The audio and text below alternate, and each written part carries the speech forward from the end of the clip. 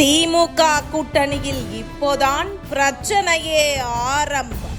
ஸ்டாலின் சொல்லியும் கேட்காத தலைவர்கள் ஆட்டம் ஆரம்பமானது. 2026 தமிழக சட்டமன்ற தேர்தலை முன்னிட்டு ஆளும் திமுக தலைமையிலான கூட்டணியில் தொகுதி பங்கீடு பேச்சுவார்த்தைகள் தீவிரமாக நடைபெற்று வருகின்றன. பல கட்சிகள் இணைந்துள்ள பெரிய கூட்டணி என்பதால் சில இடங்களில் கருத்து வேறுபாடுகள் இருந்தாலும் அனைத்து கட்சிகளுடனும் பேச்சுவார்த்தையை முடித்து இன்றுக்குள் தொகுதி பங்கீட்டு ஒப்பந்தத்தை இறுதி செய்ய திமுக தலைமை முடிவு செய்துள்ளது என்று தகவல்கள் தெரிவிக்கின்றன. திமுக தலைமையிலான கூட்டணியில் பல்வேறு அரசியல் கட்சிகள் இணைந்துள்ளன. அதில் காங்கிரஸ், மறுமலர்ச்சி திராவிட முன்னேற்ற கழகம், இந்திய கம்யூனிஸ்ட், மார்க்சிஸ்ட் கம்யூனிஸ்ட், விடுதலை சிறுத்தைகள், இந்திய யூனியன் முஸ்லீம் லீக், கொங்குநாடு மக்கள் தேசிய கட்சி, மனிதநேய மக்கள் கட்சி, அகில இந்திய ஃபார்வர்ட் பிளாக், தமிழக வாழ்வுரிமை கட்சி, மக்கள் விடுதலை கட்சி, ஆதித்தமிழர் பேரவை. தமிழக மக்களுக்கு விடிவு காலம் தர தேசிய ஜனநாயக கூட்டணி ஆட்சியை அமைக்க வருகை தரும் பாரத பிரதமர் திரு நரேந்திர மோடி அவர்களை வருக வருக என வரவேற்கிறோம்.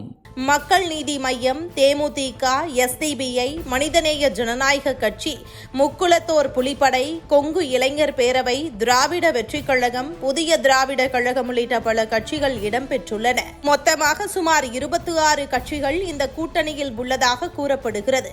இந்நிலையில் திமுக சார்பில் கூட்டணி கட்சிகளுடன் தொகுதி பங்கீடு தொடர்பான பேச்சுவார்த்தை கடந்த பிப்ரவரி 22ஆம் தேதி தொடங்கி நடைபெற்று வருகிறது.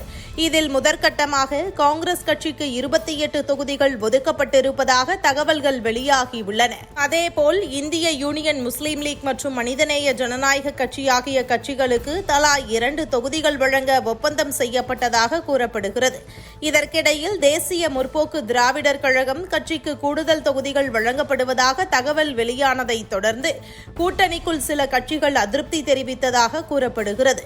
குறிப்பாக விடுதலை சிறுத்தைகள் கட்சி மற்றும் இடதுசாரி கட்சிகள் கூடுதல் தொகுதிகளை கோரியதாக அரசியல் வட்டாரங்களில் தகவல்கள் வெளியாகியுள்ளன.